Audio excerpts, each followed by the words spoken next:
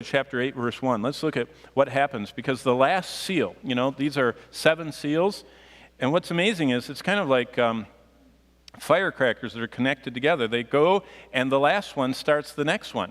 And so the last seal starts the first trumpet, the last trumpet starts the first bowl, and they're just daisy-chained together. And this seal unleashes the 7 trumpet judgments in chapter 8, verse 1.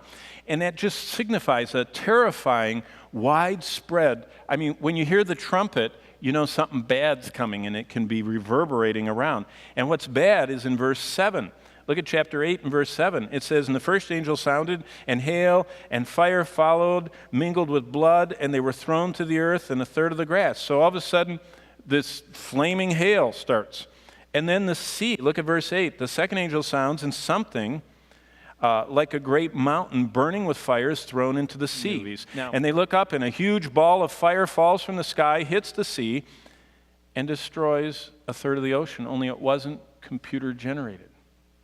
When that concussive, eardrum-shattering sound hits, they're going to realize they're not eating popcorn, And when the heat of that blast begins to sear, the temperature sears their faces as they see all this stuff burning, they'll say, this is not the destruction of New York and LA so many times they've seen on the screens, because as a synonymous tidal wave, can you imagine this mountain falling in the sea? By the way, but can you imagine at this time one of those things coming through the atmosphere, entirely burning, lands in the middle of the ocean, and can you imagine the tsunami from that? And this synonymous wave begins to absolutely beyond imagination, following the flaming ball of fire that plunged into the sea, and all the other fires that come down, and everything is falling apart.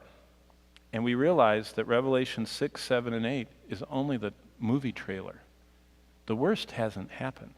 This is just what they play before the movie starts. It's just the warm-up.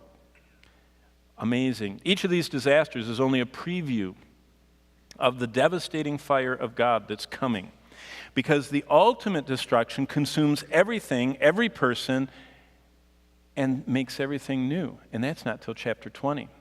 So there's a lot more to happen.